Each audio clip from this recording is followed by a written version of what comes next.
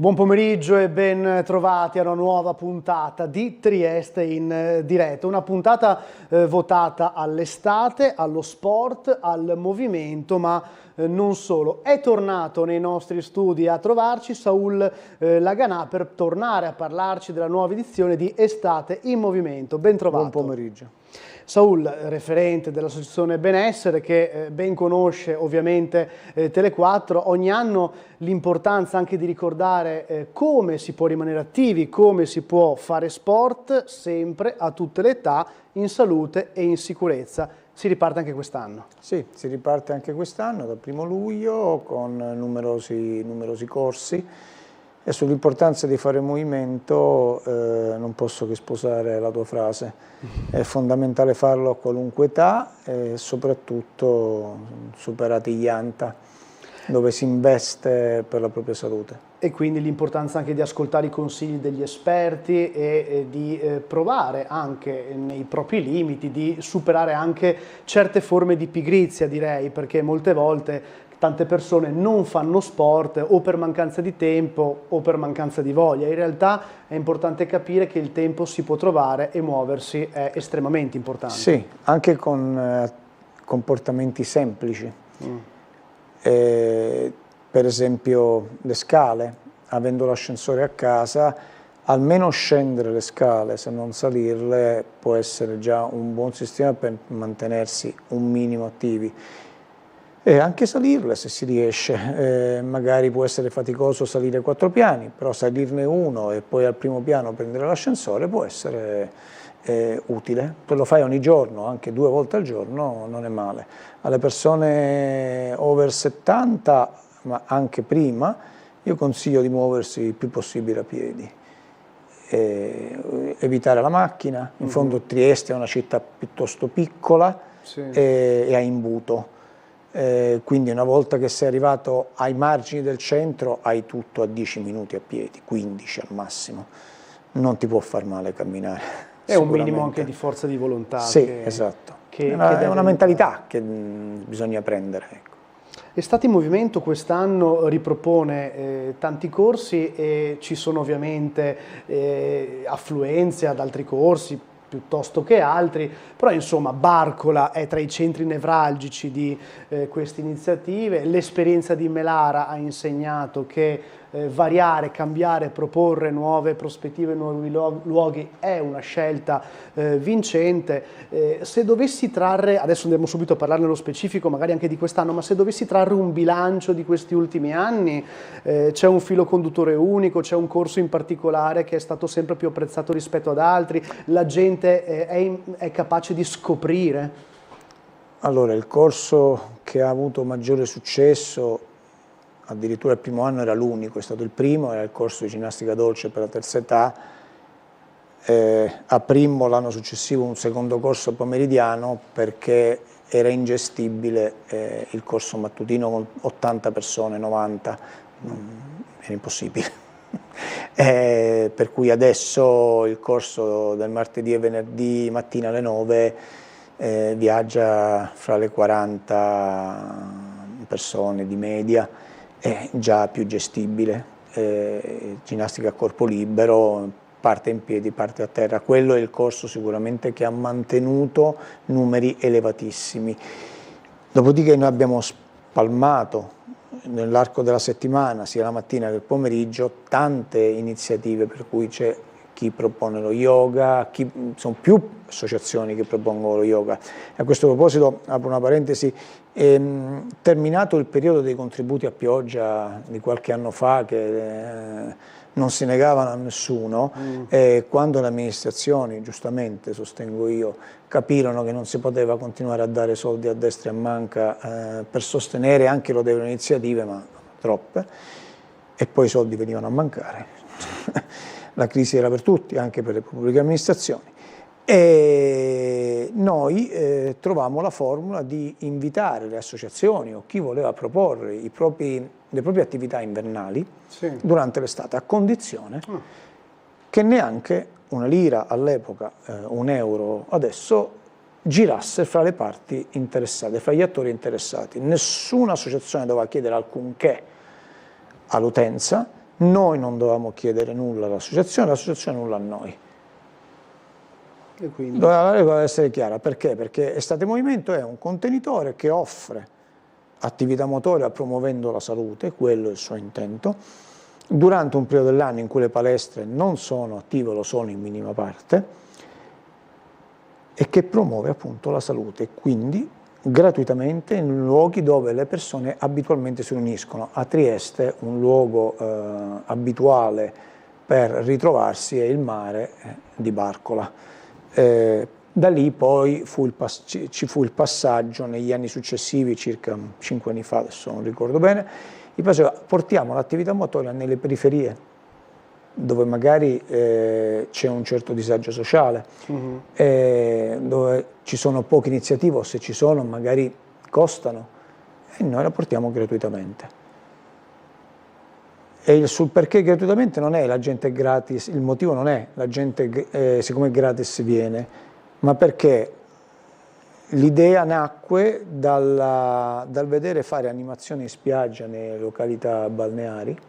La prima a cui l'ho visto è stato Lignano tantissimi anni fa, quindi la copiamo. E la seconda è, noi abbiamo un progetto con il Comune, che si chiama attivamente il Movimento Salute, dove il Comune dà in coorganizzazione i ricreatori la mattina, gratuitamente, e noi in cambio diamo gratuitamente l'attività motoria alle persone con un ISEE pari o inferiore a 10.000 euro. Quindi dove c'è il disagio economico, che poi è anche sociale, sappiamo essere, c'è una maggiore incidenza di malattie croniche, in questo tipo di persone, noi le portiamo sul territorio l'attività motoria con insegnanti di educazione fisica, quindi o laureati in scienze motorie, quindi un lavoro di qualità a costi bassissimi, gratuiti appunto per questa fascia di popolazione più colpita dalla vita. Quindi ci è sembrato giusto, essendo un'attività che comunque ci porta degli introiti, restituire quanto introitavamo alla società, alla comunità. Come? Estate Movimento è uno di questi modi, ne abbiamo altri, questo è il più importante. Sono messaggi importanti perché poi lo sport, il movimento è veicolo anche di benessere psicologico e non solamente fisico, avendo appena ricordato l'importanza. Psiche e soma sono collegatissimi. Collegatissimi, abbiamo detto Melara, abbiamo detto Barcola, ma è vero che ci sono le persone che d'estate arrivano già, per esempio a Barcola, pronte a sostenere alcuni corsi, dando per scontato la vostra presenza? Ok, se l'anno prossimo non dicessimo nulla, ipotizziamo, non diciamo nulla, sul picco non esce orario, qui non vengo, sui social non mettiamo nulla, il primo martedì o venerdì di luglio, la mattina verso le 8:30 comincia a vedersi qualcuno in pineta, nella zona dove abitualmente facciamo attività motoria, con il tappetino o con l'asciugamano. Loro sono già là? Già là, piazzati, vicino a un albero, ipotizzando dove l'insegnante si metterà e dove poi loro andranno a farsi il bagno, a mettere l'asciugamano dopo per stare l'intera giornata là. Sì, è sicuro. Diamo anche riferimenti, tra l'altro, tutto luglio e tutto agosto. Tutto luglio, tutto agosto, prima della Fontana di Barcola, direzione Castello di Miramare. Ok, quindi la pineta, luogo simbolo per eccellenza anche del refrigerio nella calura estiva che ahimè non è ancora arrivata, per alcuni è positivo, per molti è negativo, perché uno vorrebbe anche godersi l'estate, a meno che non ci sia maltempo, quello brutto, insomma, voi comunque ci siamo. Voi siete operativi. Sì, noi abbiamo le associazioni con noi stipulano una scrittura privata di impegno in cui noi garantiamo la sicurezza del tutto e quindi i permessi, il pagamento della SIAE, loro garantiscono la presenza ogni tempo. L'insegnante viene sul posto, verifica se ci sono le condizioni, naturalmente è sua la responsabilità, quindi decide lui per ultimo, l'insegnante decide ci sono le condizioni di sicurezza, io svolgo l'attività, non ci sono, non la svolgo, me ne torno a casa, però qualcuno ci deve essere. Come ogni anno, dai workshop dello yoga alla tonificazione, la ginnastica dolce, la zumba, lo stage sciabola d'abbordaggio, c'è veramente di tutto per tutti i gusti e quindi credo anche per diverse età, insomma le persone in base ai loro interessi e anche in base ovviamente alle loro abitudini fisiche possono scegliere. Sì, Gli amici della Scherma Storica, che è l'associazione sportiva dilettantistica che hai citato con il loro stage di sciabola d'abbordaggio, sono con noi da anni, esatto. sono da anni che vengono, ma c'è pure anche il pugnale, c'è un altro stage. Dov'è? Forse sul pugnale. Forse non ho tutto, aspetta. Beh, comunque No, ne fanno 2 stage. Sono tantissime. Sì, le attività sono tante. Ci seguono, ci accompagnano da anni e mi pare che è il 3° anno di sciabola d'abbordaggio, riscuote consenso. È un gruppo veramente gradevole che ha fatto di una loro passione, di un loro divertimento, un modo per fare attività fisica, quindi lodevoli, veramente lodevoli. Sappiamo che Trieste ha una popolazione anziana, magari più elevata nella media di certe altre città italiane, anche se insomma non è sempre così, o almeno non salta sempre all'occhio, ci sono anche tanti giovani. Abbiamo detto che la ginnastica dolce, no? È forse quella che raccoglie molti consensi? Sì, quella è il più consensi di tutti, che è il primo corso creato 26 anni fa. Voi siete nati con la ginnastica dolce Estate come una delle Movimento prime... Estate Movimento è nata, noi siamo nati qualche anno prima, nel 99, nel 97, chiedo scusa, nel 99 Estate Movimento.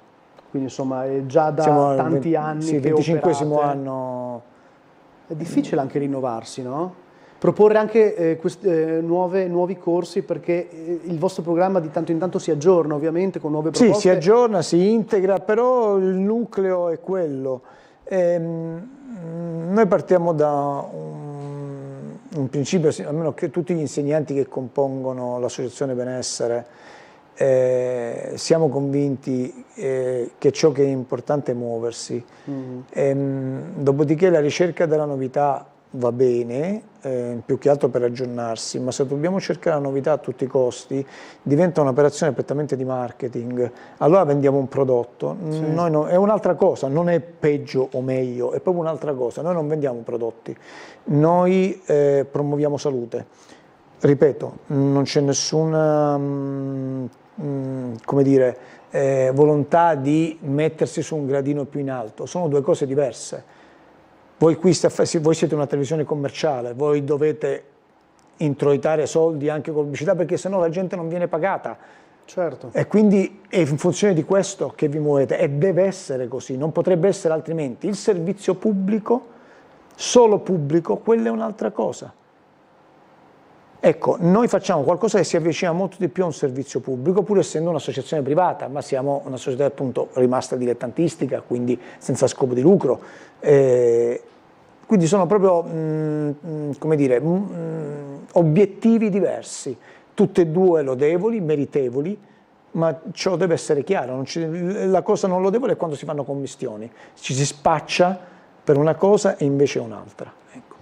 Ecco, Estate in Movimento anche quest'anno, per tutto luglio, per tutto agosto, e la mia domanda è, ma ci sono degli affezionati particolari? C'è lo zoccolo duro di Estate in Movimento? Madonna. Le persone che vedete ogni anno da tanti anni? Sì, ho visto ragazze e ragazzi incontrarsi lì, sposarsi, avere figli, e ora vengono con i figli. Accidenti. 2 o 3 li ricordo proprio, cioè anche di nome, addirittura con un altro paio proprio di ragazze che venivano, le ho viste crescere, sposarsi, tuttora siamo amici e ci si incontra ogni tanto, si mangia insieme, hanno i bambini. Vedi passare le generazioni. Sì. Non ho ancora incontrato, ho incontrato persone che erano giovani, diventate mamme, ora sono nonne, 25 anni, sono giovani nonne. Gente che vi segue dall'inizio. Sì, è vero. Beh, queste sono soddisfazioni, dai. Sì, è piacevole. Io che sto in mezzo alle persone, dedicandomi alla loro salute, bene o male, non lo so, lo dicano gli altri, queste cose ti torna come un feedback estremamente positivo. Alla fine quanti sono i professionisti che insieme a te riescono a garantire questo servizio ogni anno?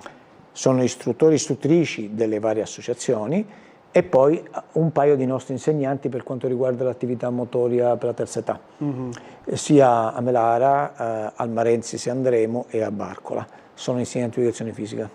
quindi insomma persone che anche tra di voi vi conoscete da anni ovviamente, anche tra chi Sì, lavorano con noi da anni, lavorano con noi sia al progetto attivamente con il Comune, sia all'ANFAS dove noi svolgiamo i corsi di attività adattata, sì, sono con noi da anni. Quasi superfluo, ma lo facciamo lo stesso, l'importanza che associazioni ed enti collaborino per questi progetti, anche per raggiungere una vastità di pubblico ancora maggiore e per proporre un servizio migliore. Chiunque condivida la nostra filosofia di promuovere la salute è benvenuto. Parliamo spesso dell'importanza di muoversi a tutte le età, ovviamente se uno fa sport e riesce a stare in movimento per tutta la vita, compatibilmente alle proprie necessità e ai propri bisogni, tanto meglio, ma se una persona non è mai stata sportiva per tanti anni, magari né da giovane né da adulto giovane, diciamo, è possibile negli anni, anche in età tarda, tra virgolette, recuperare un po', cioè rimediare alla pigrizia e agli errori commessi in passato? Sì, è possibile, va fatto in maniera moderata, costante, e rivolgendosi a persone che hanno competenza in materia. Io suggerisco sempre laureati in scienze motorie, insegnanti di educazione fisica, fisioterapisti, ascoltando il proprio medico curante o lo specialista se ci si è rivolti a uno specialista, per capire quali sono i propri limiti, che è fondamentale. E per quanto riguarda noi insegnanti, è avere una coscienza dei propri limiti. Tu non conosci il tuo interlocutore, io non lo conosco, se non ti sto vedendo, facendo un esempio banale, non so che cos'hai. Hai un problema di artrosi all'anca, hai un problema al rachide, cioè alla schiena, a livello lombare, a livello cervicale, la tua cuffia dei rotatori come sta, che sport hai fatto prima, l'hai fatto, che lavoro fai. Tutte queste informazioni al momento non le ho, o se le ho parziali perché tu mi dici solo quello che in quel momento ti viene in mente o che vuoi dirmi. Hai un problema, hai una malattia cronica di cui non mi hai ancora detto nulla. Ecco. Quindi anche l'importanza di essere onesti con se stessi, con il proprio medico, con il proprio fisioterapista e sì, dare tutte le informazioni precise. Dire tutto. Io che lavoro con le persone con patologie cardiovascolari, a quali faccio attività motoria ormai da 30 anni, con un'organizzazione di volontariato che si chiama Dolce Cuore Trieste, quando arrivano io pongo subito delle domande sul loro stato fisico e poi iniziando la lezione gli giro intorno, gli cammino e io ogni tanto gli faccio una domanda, poi un'altra e questo va avanti per almeno 2, anche 3 lezioni, mi permette di conoscere la persona. Intanto do gli esercizi da fare e mentre gli allievi seguono gli esercizi io continuo vicino e dico quanti anni hai? Che lavoro facevi? Ti informi giustamente? Sì, no, faccio proprio la portinaia, il portinaio con tutto il rispetto per il mestiere, quello che sa tutto, no? Del caseggiato. Ecco, io il condominio devo sapere tutto, sono il portinaio del condominio, devo sapere perché la busta della lettera la devo mettere nella cassetta giusta. Se arriva qualcuno che chiede del mio condomino X, io devo sapergli indicare il piano, dove andare, se c'è, se non c'è. Ecco, sono il portinaio della palestra. È eterogenea la partecipazione, oltre da un punto di vista anagrafico di età, anche da un punto di vista di sesso, cioè maschi e femmine più o meno numericamente si equivalgono? Come funziona nelle partecipazioni ai vostri corsi? Nei corsi di benessere la maggior parte delle persone sono femminili, sono donne, il pubblico è femminile. Nell'attività di sweet art che faccio io è prettamente maschile. Ok, a seconda anche della tipologia di anche se potrebbe essere fuorviante, le donne si ammalano di più di malattie cardiovascolari. Il passaggio ormonale, dal ciclo ormonale giovanile a quello non giovanile, per loro è significativo in senso negativo, vengono a mancare diciamo, gli ormoni che ti permettono di non andare troppo incontro a malattie cardiovascolari, quindi sono più propense. È vero che vale molto anche il passaparola per la frequentazione a questi corsi, cioè magari la moglie che trascina il marito oppure l'amico che parla all'altro amico? Sì, il passaparola, se noi non facciamo grande pubblicità. La pubblicità di maggiore rilievo nostra è quella di Estate Movimento, ormai lo sanno tutti che siamo lì. E poi Nati per muoversi, il progetto in cui andiamo in barcolana e portiamo persone con patologie croniche a vivere la regata dall'interno. Anche quelli sono, insomma, gesti importanti. Anche quello è gratuito e quello è l'altro grande filone in cui noi diamo le nostre risorse alla comunità dopo averle ricevute dalla comunità. Poi a Trieste, insomma, nel rapporto col mare, per esempio parlando di Barcola, io che frequento Barcola quando posso, vedo d'estate piena le vostre attività e penso a quanto sia importante muoversi davvero sempre a tutte le età. Essere giovani non vuol dire essere in forma per antonomasia. No, no, non è come dire, un bot, un buono del tesoro in cui tu poi stacchi le cedole periodicamente. Il nostro slogan della nostra associazione è Nati per muoversi, dice tutto. Quindi dall'inizio alla fine l'animale della nostra uomo vita. è nato per muoversi, non per stare fermo. La tecnologia utilissima, naturalmente, la tecnica in generale è utilissima, per tecnica intendo anche le scarpe, anche questa è tecnica. È stata fondamentale per aumentare la speranza di vita e allungare la vita e quindi migliorarne la qualità. È un fatto però che la tecnica ti costringe, ti impigrisce. Per cui io ormai non mi alzo più per cambiare il canale della TV. Le comunità ci condizionano. Anzi, manco mi alzo, neanche c'ho il telecomando, il tablet, e sono sdraiato sul divano o sul letto e guardo il tablet dove posso vedere film, ascoltare il TG, quello che mi pare. Questo ha un pro e un contro. Il contro è che la mobilità si riduce fortemente. E chiaramente invece facendo il contrario, cioè muovendosi, stando molto attenti, si prevengono anche forme gravi e patologiche di vario tipo. Sì, tutte le malattie ipocinetiche, cosiddette, a partire dall'ipertensione arteriosa, le malattie cardiovascolari in genere, le pressioni di tumori. Non si evitano, perché poi alla fine la nostra vita è un percorso, una parabola, no? Per carità, il corpo deve invecchiare, però c'è invecchiare e invecchiare. Una cosa che mi colpì molto fu una frase del dottor Di Renarda, il direttore del centro cardiovascolare, che parlò di ultimi 5 anni di vita di ogni essere umano. E avevano visto che chi faceva attività fisica costante, al di là del fatto che potesse vivere meglio gli anni precedenti, un po' più a lungo, gli ultimi 5 anni li passava meglio di quelli che non si muovevano. Questo mi lasciò esterrefatto. Sembra una sciocchezza, non lo è affatto, non lo è affatto. Solo chi è stato male con una malattia cronica seria e grave può capire. Io vedo, insomma, con mio papà che è arrivato a 92 anni con una serie di problemi, però fino a 91 anni e mezzo girava in scooter. È una domanda che... E si muoveva.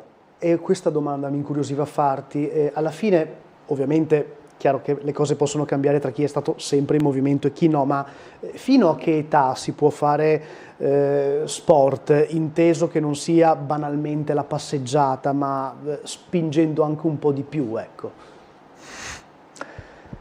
Hai fatto la domanda alla persona sbagliata, perché io ho una mia visione per cui è strettamente personale e anche contraddittoria con il mio passato di sportivo. Sono stato uno sportivo mediocre, però uno sportivo che ha fatto attività intensa. Niente grandi risultati, gli ultimi 15 anni di attività agonistica pallamano, non certo a Trieste, se no sarei conosciuto, quindi a livelli ben più bassi, mai andato oltre la Serie B. Ma l'attività era intensa, l'usura anche. Ah, ecco. Allora, l'attività agonistica usura, è un dato di fatto oggettivo e incontrovertibile, però ti dà tante di quelle soddisfazioni, anche psicologiche, quella sensazione di onnipotenza, di invincibilità, e poi è un buon surrogato rispetto alla guerra. Invece di farci la guerra ci combattiamo in una forma decisamente, come dire, è una narrazione della guerra, alla fine è innocente perché si combatte ma è simulato, e anche questo aiuta ad abbattere l'aggressività umana, quindi è utile. È uno sfogo. Sì, è uno sfogo, esatto. L'aggressività viene in questo caso abbattuta dallo sport, specie negli sport di combattimento e negli sport di squadra, ma un po' in tutti. Il desiderio di vincere sull'avversario, sull'altro, che non è più nemico appunto, è avversario, già questa è una bella differenza, conta molto. Ripeto, abbatte l'aggressività umana, dà delle regole ben precise, che se non le rispetti sei fuori da quell'ambiente, e quindi è positivo. Arrivato a una certa età l'usura si sente, quindi forse è il caso di passare a un'attività costante a basso impatto. Mi ci ritrovo molto in quello Quando che dici. più è stata intensa la tua attività giovanile, prima è meglio che cominci a fare un'attività moderata. Se non hai mai fatto attività intensa, parti e concludi con l'attività moderata. Perché le tue strutture comunque, se cominci a 35 anni a darti alla corsa, sì, va benissimo, bello, ti diverti, una figata, produci ormoni che ti danno allegria, soddisfazione, ti senti immortale, però hai un corpo di 35 anni che fino a prima non si muoveva e forse non è il caso di massacrarlo. Non ne ha più 20 e non è più preparato ad assorbire quegli urti. Posso dire che Saul Laganà, senza che io gliel'abbia raccontato prima, ha sostanzialmente analizzato. Io ho fatto arti marziali per 17 anni, a livello anche molto intenso, prima col judo, poi con MMA, Wing Chun, insomma. Ho smesso. Le prese le date, insomma. E adesso mi sto curando la schiena per alcuni infortuni, sto facendo un po' di fisioterapia, quindi mi ci ritrovo moltissimo in quello che hai appena detto e condivido ogni singola parola, ma tu giustamente segui persone da tantissimi anni, quindi insomma ne hai viste di tutti i colori. Eh sì, anche atleti di un certo livello arrivati in palestra, soprattutto con l'organizzazione di volontariato Dolce Cuore, arrivano infartuati, 3 o 4 di livello internazionale, non mi va di far nomi, non mi sembra corretto nei confronti di tutti gli altri, e lo vedevi che erano stati atleti di un certo spessore, lo capivi senza che ti dicessero chi erano. Chi fossero. Chi fossero, sì. Anche perché io, non essendo proprio triestino, se non di nascita, portato via, quindi sono arrivato tardi, poi da adulto non li conoscevo. E poi invece ho 2 o 3 giocatrici di pallacanestro di Serie A degli anni 50, 60, anche della nazionale le ho avute. Saul, siamo già andati oltre, ma come sempre queste chiacchierate sono molto piacevoli. Vogliamo dare un veloce riferimento dove possono trovarvi le persone, anche su internet? Certo, possono andare su Facebook, la nostra pagina Benessere SDC Trieste, possono andare sul nostro sito benesseresdc.it oppure chiamare lo 040 064 1740 in orario d'ufficio, ma che trovano naturalmente sia su Facebook che sul nostro sito. Grazie a Saul Laganà. Grazie a chi ci ha ascoltato. Rimanete con noi, fra pochissimo torniamo di nuovo in diretta.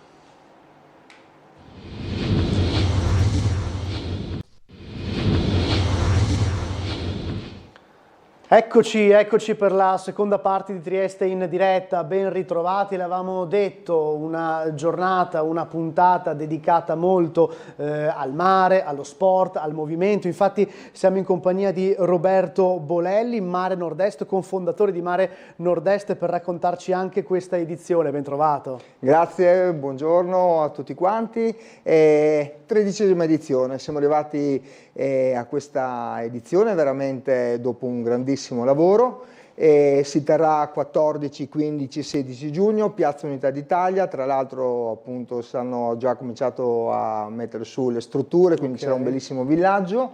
Partiamo da qualche numero che secondo me potrebbe essere molto importante: 8 nazioni diversamente coinvolte e 120 tra relatori, partecipanti come supporter, associazioni e tutto il resto, e 80 bambini che faranno programmi di educazione ambientale. Secondo noi molto importante questo aspetto, perché è dai bambini che deve cominciare il messaggio nei confronti dell'ambiente, e 45 tra patrocini e diciamo così, supporti tecnici, tra i quali voglio ricordare il patrocinio del MASE, quindi del Ministero dell'Ambiente, e il patrocinio della Commissione Europea, perché quest'anno Mare Nord-Est si può fregiare di essere un evento IMD 2024, ciò significa un evento European Maritime Day, quindi questo ci dà una idea del lavoro svolto in questo periodo. Siete sempre più internazionali?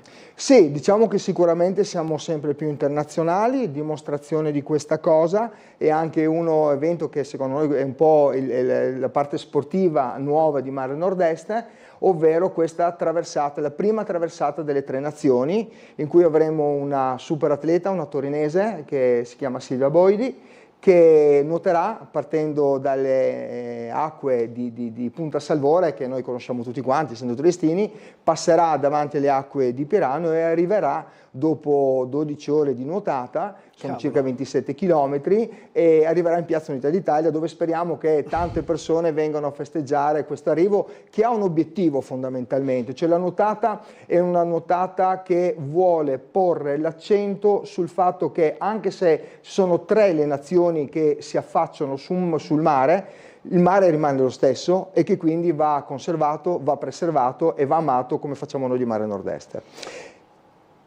Quindi altre cose che possiamo dire sicuramente è il fatto che insieme a Silvia Boidi ci sarà anche Valentina Cafolla, che è una recordman, anzi record woman, diciamo così, sempre legata al mondo del mare, al mondo dell'apnea. Pensate che questa ragazza di 27 anni, che è croata ma di origine italiana, ha nuotato per 140 metri sott'acqua in un lago alpino con una temperatura esterna di 2 gradi centigradi.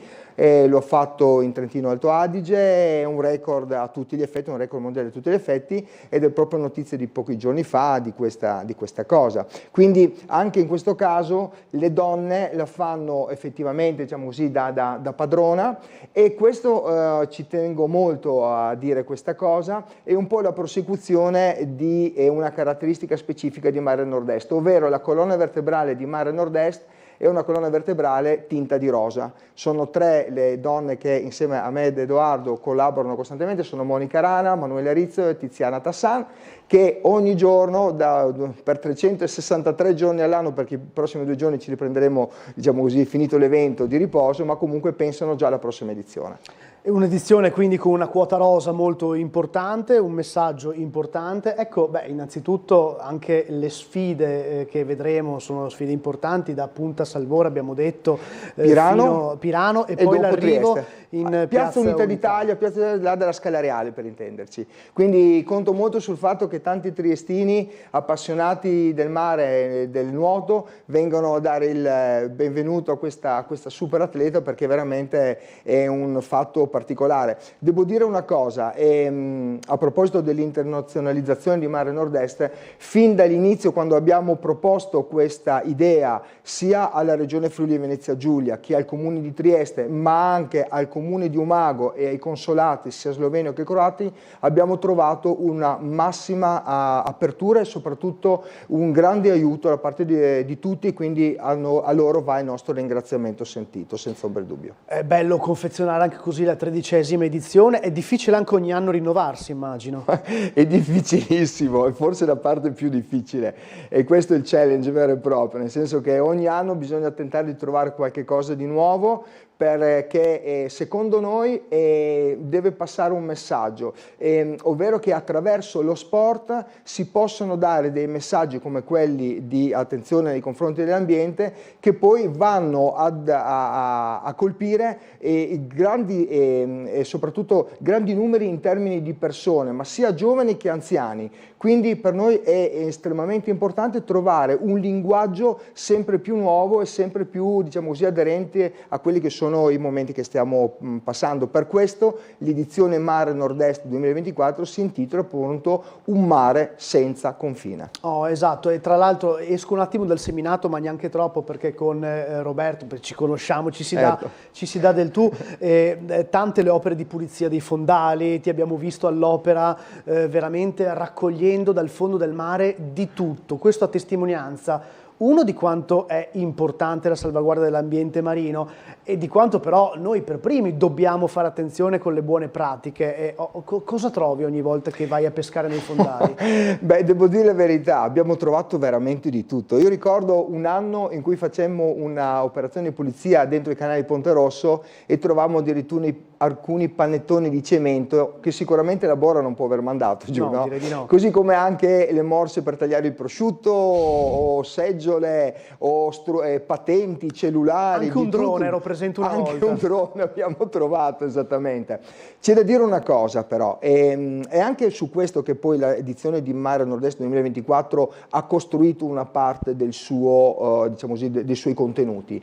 Siamo partiti in realtà attraverso un messaggio che ci è stato dato, è un progetto che tra l'altro sarà anche presentato in occasione dell'inaugurazione di venerdì dalla Capitaneria di Porto, e che è il progetto NAMIRS, un progetto che prevede l'interazione delle varie capitanerie di porto, quella italiana, quella slovena, quella croata, che nel caso in cui ci siano versamenti in acqua di idrocarburi, i cosiddetti oil spills, possono collaborare tra di loro. Da ciò due considerazioni: la prima, l'interazione e l'unione fa la forza; la seconda, altrettanto importante, che bisogna appunto, come dicevi tu, stare attenti a quello che si butta in acqua, e in questo senso però c'è da dire una cosa, che negli anni, siccome sono molti anni che facciamo questo tipo di operazione, la coscienza ambientale sta aumentando, e sta aumentando soprattutto tra i giovani, e questo vi posso dire che è un po' il carburante che dà energia a Mare Nord-Est, senza ombra di dubbio, perché poi quando andiamo a lavorare con i bambini in particolar modo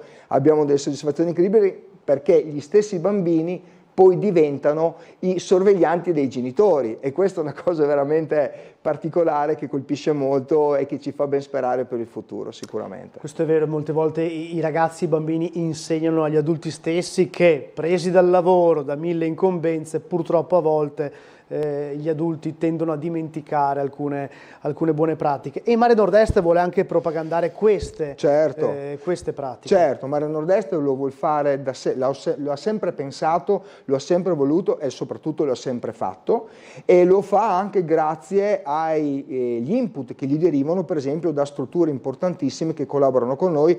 Una per tutte è l'Accademia Internazionale di Scienze Tecniche della Subacquea, che quest'anno presenterà la premiazione di 8 tridenti d'oro. Il tridente d'oro, per intenderci, è il premio Nobel della subacquea.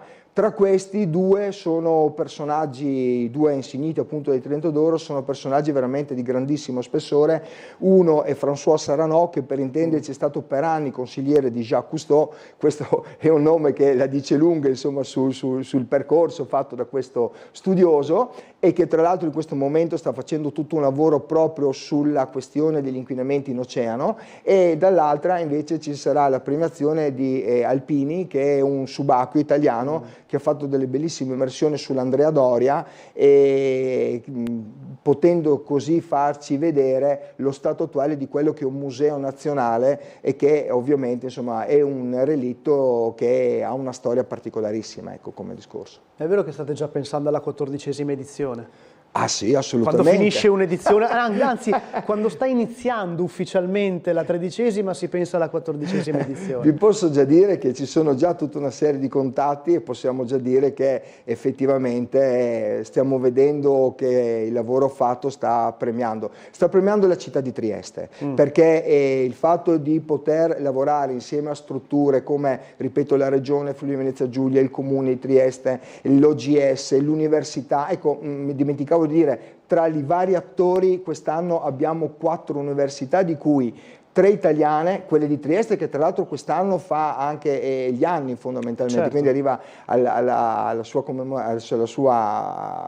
storia fondamentalmente, l'Università Federico II di Napoli, e l'Università di Udine, e l'Università Sudafricana di Stellenbosch, che per intenderci è la seconda università sudafricana. Quindi, e questi contatti li raggiungete grazie ovviamente alla vostra rete di comunicazione? Avete negli anni impostato pensato Sì. ovviamente delle collaborazioni con tantissimi enti, strutture, associazioni. È un po' il discorso che quando cominci un percorso, la parte iniziale è quella più difficile perché non ti conoscono, però poi quando, e questo bisogna dar atto in questo caso soprattutto alle istituzioni, quando vedono che c'è una certa come si può dire, coerenza nel messaggio, quando si vede che il lavoro viene fatto con degli obiettivi specifici importanti che si vogliono raggiungere e che piano piano si fanno, automaticamente si innescano poi tutta una serie di collaborazioni. Poi c'è da dire anche un'altra cosa: Mare Nord-Est nasce da un percorso iniziato 22 anni fa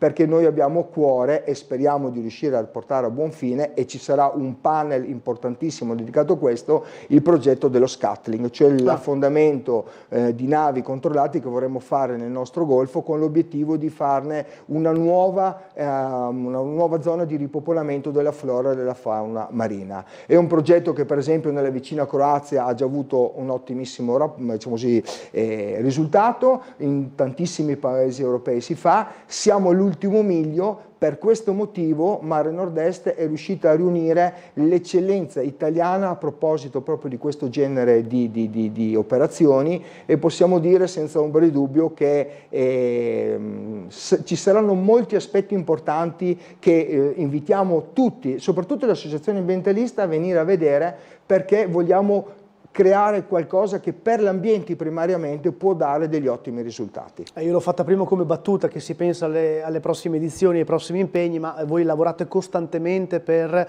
portare anche novità e anche innovazione in questo ambiente, diciamo. Certo, certo, è un po' una delle cose che ci contraddistinguono. Noi a quel tempo fummo tra i primi a parlare delle problematiche delle plastiche, quando in un'edizione ancora del 2012 o 13, se non erro, avevamo l'occasione di incontrare uno dei massimi esperti a livello nazionale, ma poi abbiamo parlato anche di tantissime altre problematiche, come per esempio poteva essere la questione delle tabelle di immersione, dei nuovi modelli per poter utilizzare per l'immersione, diciamo così, sportiva, e continuando poi ovviamente la questione delle operazioni di pulizia dei fondali, ma soprattutto dei messaggi dati ai ragazzi, ai bambini. Quest'anno abbiamo fatto un'operazione in cui per la prima volta i bambini interessati sono stati quelli delle scuole materne, quindi bene o male, insomma, veramente, tra l'altro con un risultato incredibile, perché vedere questi bambini che effettivamente capiscono che cosa si sta facendo e facendolo loro, perché poi ci hanno fatto anche tantissimi disegni, diciamo così, per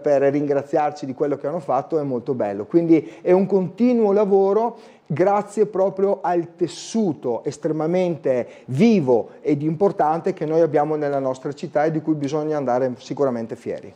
Si parte fra pochissimo, ma più o meno quindi com'è strutturato il villaggio in allestimento? Allora, abbiamo tre strutture che insieme, diciamo così, creano appunto il villaggio Mare Nord-Est.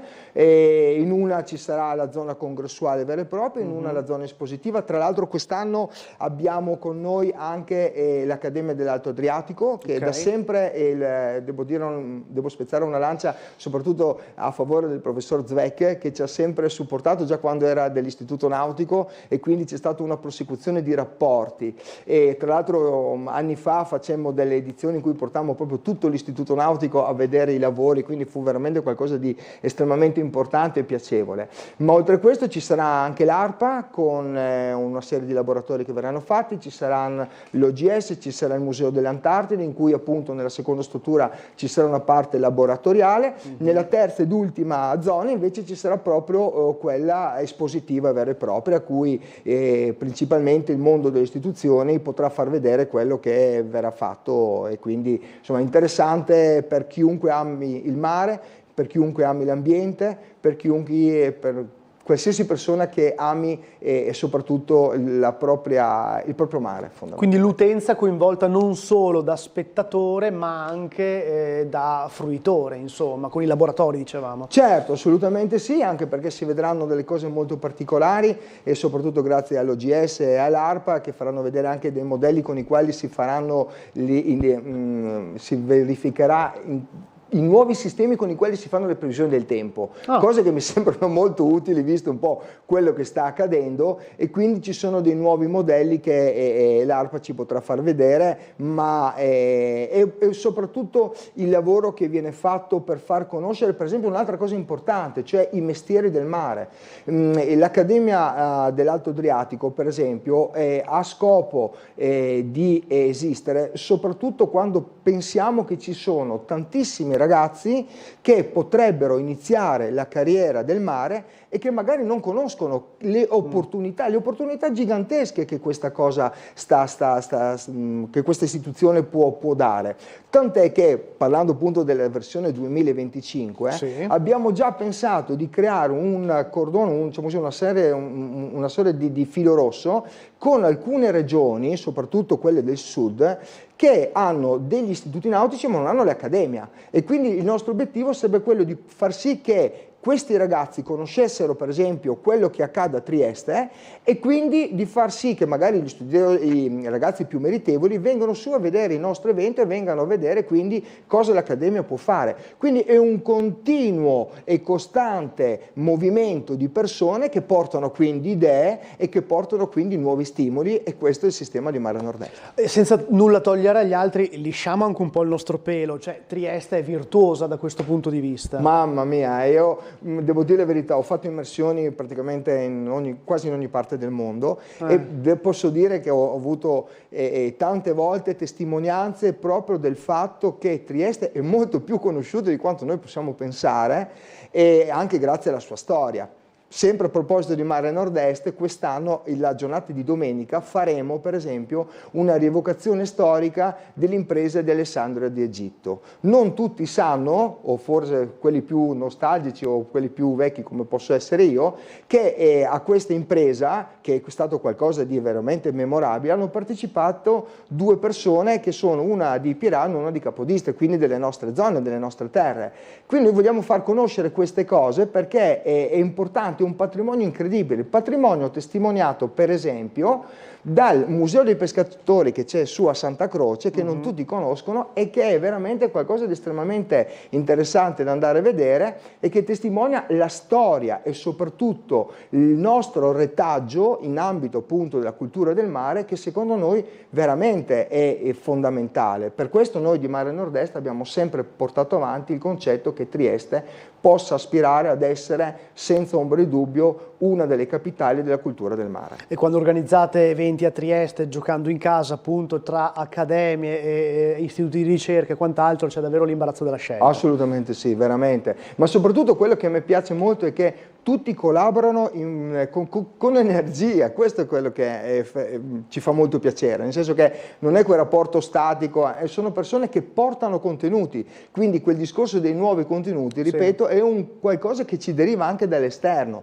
poi sta a noi quello di scegliere, di vedere quello che è più fattibile, quello che è un po' più, diciamo così, corretto, visto anche il momento storico, il fatto di dire un mare senza confini in un contesto storico come quello attuale, in cui vediamo che ci sono guerre in molte zone d'Europa, non è una cosa messa a caso. Noi puntiamo all'unione e questo è fondamentale. Per questo motivo un mare senza confine, nell'immagine che potrete vedere anche sul nostro sito che è www.marenordest.it, ci sono 3 ragazzi giovani che guardano il sole, anche perché non tutti sanno che Trieste è una delle poche città che ha l'opportunità di vedere il sole che tramonta nel mare, perché tutte le altre città sono girate. Quindi questo è vero, adesso che mi ci fai pensare, non lo colgono in molti, ma è così. Ecco, secondo me è qualcosa di poetico, è qualcosa di energetico, è qualcosa veramente che colpisce l'animo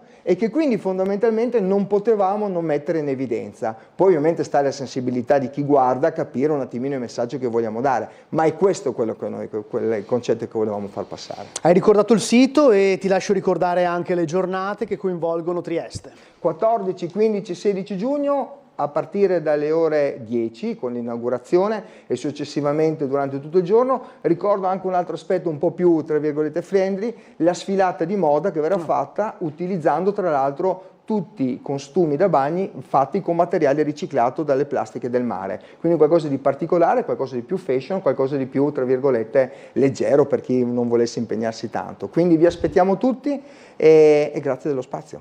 Grazie Roberto Bolelli, Mare Nord-Est, cofondatore, buon lavoro ovviamente per i prossimi giorni. Grazie a tutti, vi aspettiamo. Grazie per averci seguito anche in questa puntata di Trieste in diretta, non mi resta che augurarvi buona serata.